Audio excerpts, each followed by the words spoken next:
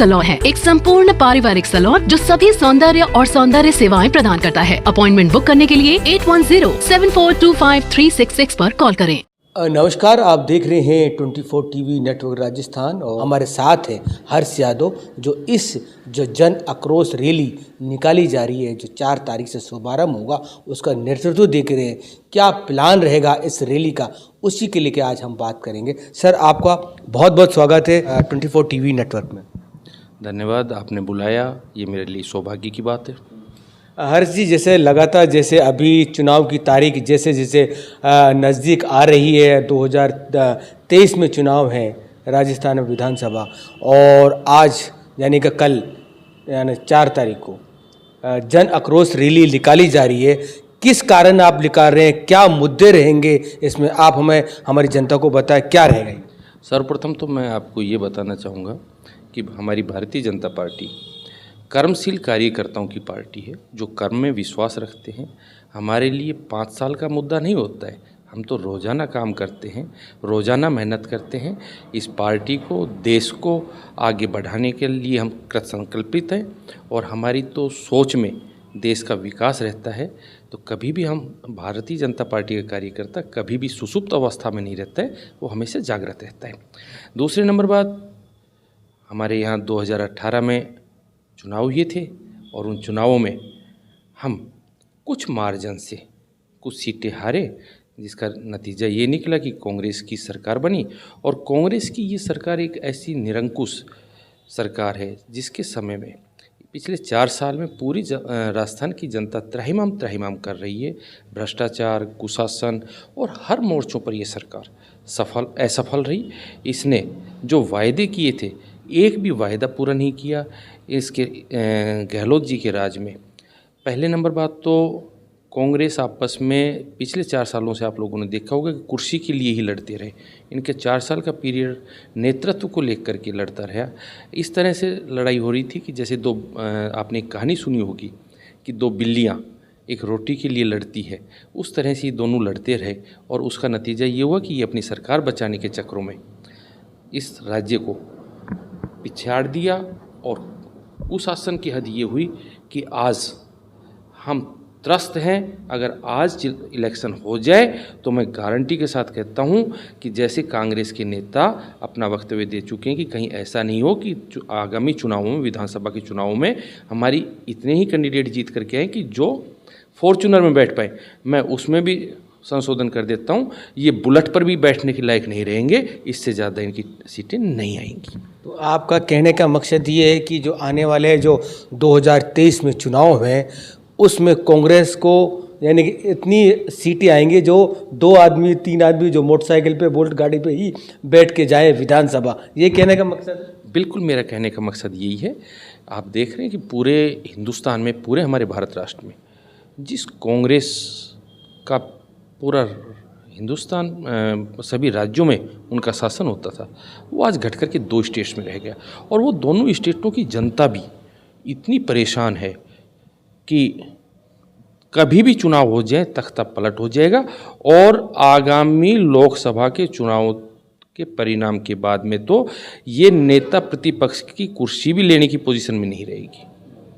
हर्षी, जैसे पूरे प्रदेश भर में जन आक्रोश रैली का जो आगाज हो चुका है और अपने तिजारा विधानसभा में भी 4 तारीख से ये रैली का आयोजन होगा, तो इसकी ज़रूरत कहाँ पड़ी? कांग्रेस जो तिजारा विधानसभा में बात कर रहे हैं कि एमएलए साहब है जो काफ़ी अपने काम गिना रहे हैं, तो आप कह रहे हैं कि भाई यहाँ पे तो काम ही नहीं हुआ, ऐसा क्या है? सर्वप्रथम तो केवल ये सरकार वाही लूटने की सरकार है। इनके राष्ट्रीय नेता आते हैं और अलवर ज़िले में हमारे मालाखेड़ा में 2018 में चुनावी सभा कर करके जाते हैं। तो वहाँ पर भी बड़े एक फिल्मी अंदाज में उन्होंने कहा था कि आप देखो 10 तक की काउंटिंग करो और किसानों के कर्जे माफ़ हो जाएंगे। जब उनके राष्ट्रीय नेताओं के कहे हुए कथन आज तक पूरे नहीं हुए हैं, तो बाकी सरकार के कामों पर तो क्या कहें।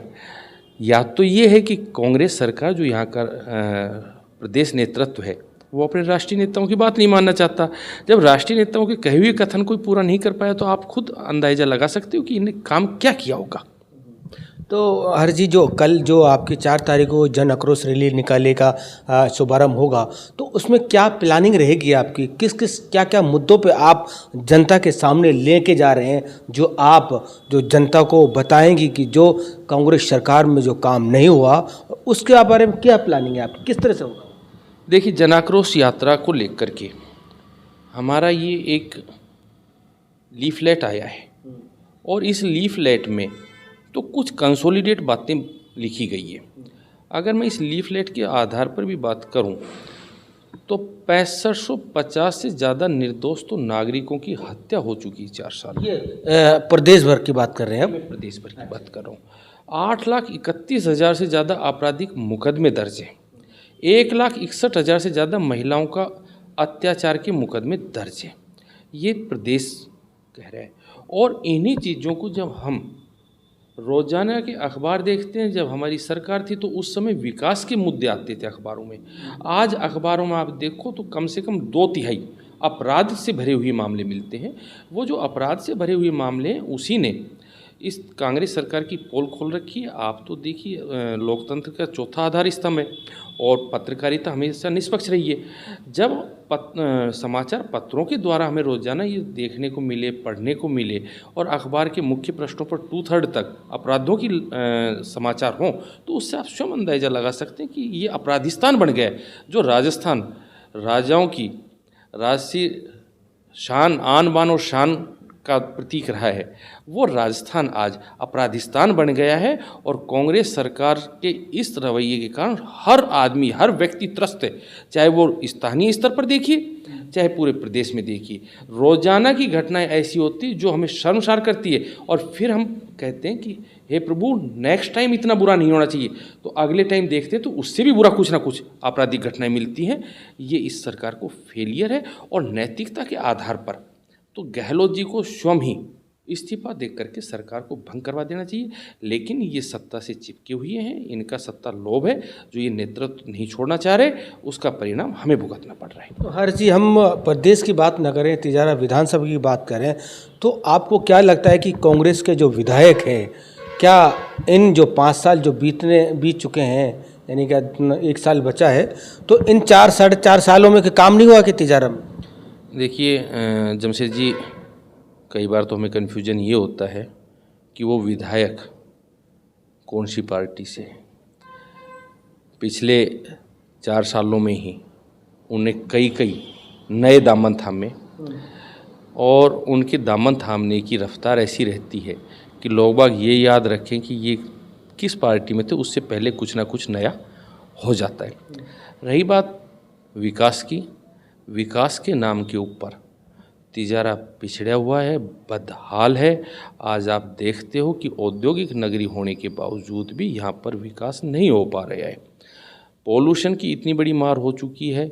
ये सब राज्य सरकार के गैर नियोजित तरीके का परिणाम है, जिसके कारण पॉल्यूशन के कारण बार बार यहाँ की फैक्ट्रियों को शट डाउन करना पड़ता है और सरकार कुछ भी नहीं कर पा रही है। रही बात विकास के मुद्दे, हमें कुछ घोषणाएं हुई है, लेकिन वो घोषणाएं मूर्त रूप से हमें धरातल पर देखने को नहीं मिलती है। एक नगर पालिका टपुगड़ा की भी घोषणा हुई थी, उसका भी आपने देखा, कई बार मीडिया वगैरह में भी आया कि इतने लंबे टाइम तक होने के बावजूद चार्ज वगैरह नहीं मिला। चार्ज मिला तो आज टपुगड़ा की अभी भी मैंने देखा था कि पार्षदगण ही एकत्रित होकर के तहसीलदार को ज्ञापन दे रहे थे कि यहाँ पर हमारे बैठने की जगह नहीं है, हम बैठ करके कहाँ कार्य करें। ना हमारे पास कोई अफसर अभी आया है, ना हमारे पास कोई बजट है, तो इसको तो आप केवल मात्र घोषणाओं का पुलिंदा मानोगे। इसी तरह से इसी कड़ी में दूसरी घोषणा टपुगड़ा को तहसील में प्रमोट करने करी गई थी। उस तहसील में क्रमोन्नत तो कर दिया टपुगड़ा को, और क्रमोन्नत कर करके एक तहसीलदार का पद यहाँ पर नियुक्त कर दिया और तहसीलदार की नियुक्ति कर दी। तहसीलदार की नियुक्ति कर दी तो नायब तहसीलदार को यहाँ से हटा दिया गया, जबकि पहले यहाँ पर नायब तहसीलदार बैठता था। तो केवल घोषणा होकर के एक बड़े अधिकारी को यहाँ पर ला करके दे दिया। ना उसके पास पूरा स्टाफ है, ना बिल्डिंग है। और जब अब तक बिल्डिंग वगैरह की कोई व्यवस्था नहीं हुई है तो हम उम्मीद कैसे करें कि आगम ये सरकार तो अब अपनी उल्टी गिनती गिन रही है। तो कहाँ से इनके पास बजट आएगा, कहाँ से ये इतनी जल्दी भूमि खरीदेंगे, कहाँ से ये नई भवन का निर्माण करेंगे। ये सब हमारी आने वाली सरकार के ऊपर छोड़ करके जा रहे हैं। और जब जब राजस्थान में भारतीय जनता पार्टी की सरकार आती है तो यहाँ पर कर्ज से दबी हुई हमें ये सत्ता मिलती है। सबसे पहले तो उन गैर नियोजित तरीकों से जो उन्होंने कर्ज हमारे ऊपर चढ़ा रखा है और जो इस तरह की घोषणाएं होती है उनका इम्प्लीमेंट करने के लिए हमें बजट की व्यवस्थाएं करनी पड़ती है। और उसका परिणाम ये होता है कि बाद में कांग्रेस वाले घोषणा कर करके लोक लुभावनी घोषणाएं कर करके जाते हैं और भुगतना हमें पड़ता है। हर चीज़ जैसे आपने कहा कि काम नहीं हुआ, एमएलए साहब से काफ़ी लंबे काम गिनाते हैं, चाहे एसपी ऑफिस की बात करें, जो भिवाड़ी में सड़कों का कार जाल बिछ रहा है वो उसकी नेतृत्व में काम हुआ है। और जो पहले भी ये भी कह रहे थे कि जो NH8 से कनेक्टिविटी है भिवाड़ी की वो उन्होंने करवाई है। लई तहसील की बात करें, तहसील भी उनके राज में हुआ है। और नगर पालिका बनी है तो उसकी स्कूल कॉलेज आया है, तो बहुत सारे काम तो किए हैं। आपका भी एमएलए रह चुका था पहले, मामन सिंह रहे तो उसने भी 5 साल, तो उसके कार्यकाल में कितने काम हुए वो भी तो आप बताइए। देखिए, हमारा जो गत कार्यकाल था उस समय आप देखिए कि क्षेत्र में रोड का जाल बिछ गया था और अपराधों के ऊपर बिल्कुल कंट्रोल था। उससे पहले 2013 से 18 के कार्यकाल में जब यहाँ से 2008 से 13 तक का जो कार्यकाल कांग्रेस का था उसमें यहाँ दुर्रुमिया जी मंत्री थे, तो भिवाड़ी से अलवर रोड शाम को जाने वालों के लिए बिल्कुल असुरक्षित हो गया था और यहाँ पर भय का वातावरण था। रोजाना लूट खसोट और हत्या और बलात्कार के मामले होते थे। 2013 में जब भारतीय जनता पार्टी की सरकार बनी तो इनके ऊपर बिल्कुल कंट्रोल किया गया। और इसका उदाहरण और ज़्यादा क्या होगा कि एक दिन एक वीडियो भी वायरल हुआ है जिसमें स्वयं पूर्व मंत्री भी अनर्गल बातें कर रहे हैं, जो कि सांप्रदायिक सौहार्द बिगाड़ने की भी बातें उसमें आई है, जाति सूचक शब्द भी आए हैं। उस वीडियो को अगर आधारित माने तो वो तो कई धमकियां भी दे रहे थे। तो ये सब परिणाम 2008 से 13 का था। 13 से 18 तक हमारे पूरा तिजारा विधानसभा और पूरा राजस्थान बहुत सुरक्षित तरीके से सुरक्षित माहौल में रहे हम, और विकास के कार्य यहाँ पर शुरू हुए। 2018 के बाद में जब कांग्रेस सरकार आई तो अभी आपने 3-4 मुद्दों की बात करी। सबसे पहले आपने तहसील का बताया, तो तहसील की वस्तु स्थिति मैंने आपको बता दी। केवल घोषणा हुई, घोषणा होकर के एक तहसीलदार पद यहाँ पर नियुक्त कर दिया गया। इसी तरह से अगर कॉलेज की बात करूँ तो टपूकड़ा में गर्ल्स स्कूल, जो मेरे ख्याल से राजस्थान का सबसे बढ़िया गर्ल्स स्कूल है, इतनी अच्छी भवन मेरे ख्याल से पूरे राजस्थान में किसी भी स्कूल के पास नहीं होगा। वो होंडा कार कंपनी ने अपने CSR के पैसों के तहत बनाया और उसी CSR के पैसों के तहत होंडा ने आश्वासन दिया है कि कॉलेज का भी निर्माण हम करेंगे। तो कॉलेज के निर्माण में भी जो देरी हो रही है उसमें भी कहीं ना कहीं राजनीतिक हस्तक्षेप मुझे नज़र आता है। अदरवाइज अब तक शुरू हो जाना चाहिए ये था कार्य।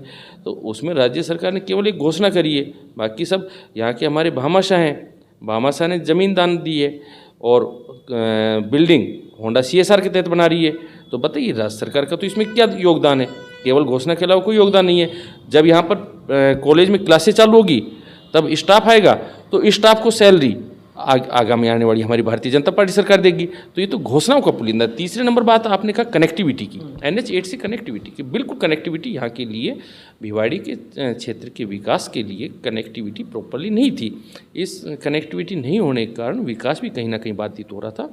वो भी आप मई में यहाँ पर भूमि पूजन हुआ है, उसमें भी ये बातें आई थी।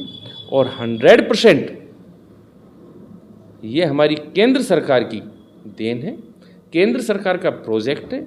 हमारे पूजनीय सम्मानीय सांसद बाबा बालकनाथ जी के प्रयासों का परिणाम है, जिसके कारण भिवाड़ी को इतनी अच्छी कनेक्टिविटी मिल रही है।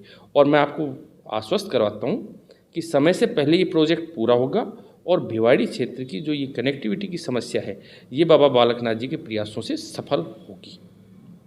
तो आपको क्या लगता है कि जो कांग्रेस के विधायक हैं उन्होंने काम नहीं कराए तिजारा विधानसभा में? कहने का मकसद यही है? हाँ बिल्कुल, मैं स्पष्ट कहूँगा कि तिजारा विधायक इस मामले में असफल रहे। इन आने वाले जो 2023 में चुनाव है, क्या इसका परिणाम भुगतना पड़ेगा कांग्रेस को?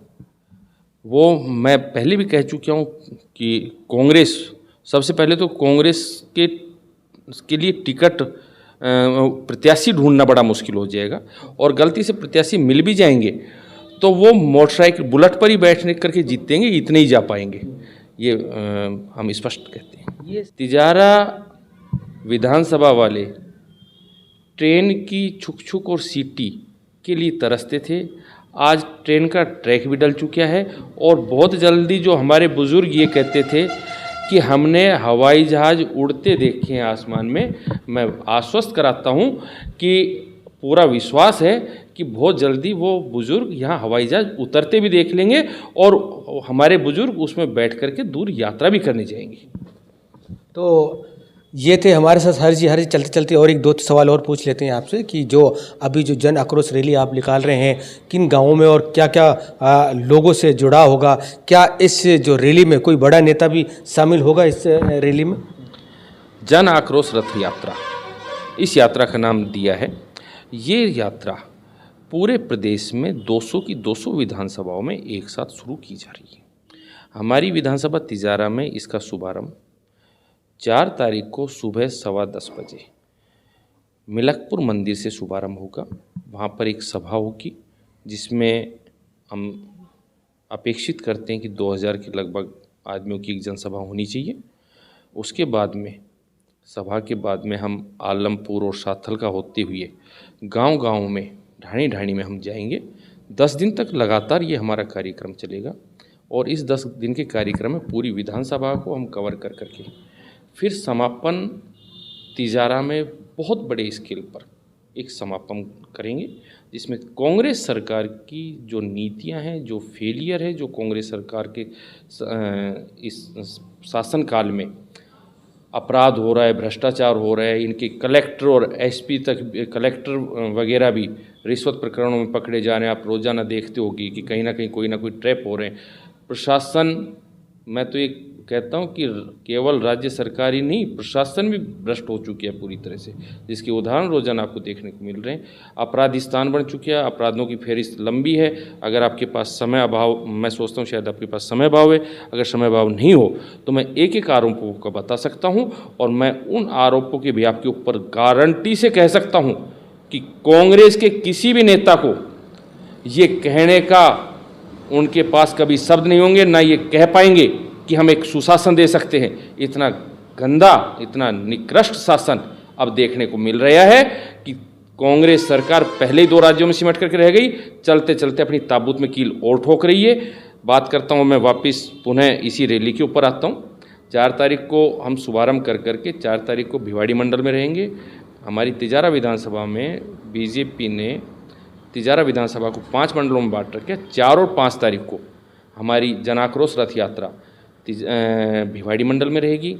6 और 7 तारीख को ये टपुखड़ा मंडल में रहेगी। इसी तरह से 7, 8 और 9 तारीख को ये यात्रा गेलपुर और शाहबाद मंडल में रहेगी, फिर तिजारा मंडल में रहेगी, और वापस हम 13 तारीख को शाम तक रथ यात्रा को लेकर के, जन आक्रोश रथ यात्रा को लेकर के तिजारा शहर में आ जाएंगे। इसके बाद में 18 तारीख को मैं आप मीडिया बंधुओं को भी आमंत्रित करता हूं। 18 तारीख को हमारा इसका समापन होगा रथ यात्रा का, एक बड़ी सभा के साथ में तिजारा में। उसमें आप सभी आमंत्रित हैं, और जो जो मुद्दे हैं वो आपको वहाँ पर विस्तृत रूप से सुनने को मिलेंगे। रही बात इसमें प्रदेश से और ज़िले से हमारे वक्ता आएंगे, वहाँ से टीम भी लगाई जाएगी, और क्योंकि 200 की 200 विधानसभाओं में एक साथ कार्यक्रम है, तो प्रदेश बड़े वक्ताओं को ना भेज करके स्थानीय मुद्दों के ऊपर भी यहाँ बात कर रहा है। सभी स्थानीय यहाँ के कार्यकर्ताओं को दायित्व दिया गया है कि वो अच्छे से इस रथ यात्रा को सफल तरीके से निकालें, और मॉनिटरिंग प्रदेश की पूरे तरीके से मॉनिटरिंग पूरे कार्यक्रम पर रहेगी। पार्टी के दिशा निर्देश के हिसाब से ये रथ यात्रा पूरी विधानसभा में निकलेगी। थैंक यू बात करने के लिए। बहुत बहुत धन्यवाद। तो ये थे हमारे साथ हर्ष यादव, और जो जन आक्रोश रैली निकाली जा रही है भिवाड़ी से, यानी कि बाबा मोहराम जो मंदिर है वहाँ से शुभारंभ होगा। भारी लोग यहाँ पे पूरे जिले भर के नेता यहाँ पे शामिल होंगे, इस रैली को हरी झंडी दिखाएंगे। और बने रहिए 24 टीवी नेटवर्क के साथ। मैं हूँ आपके साथ जमशेद खान।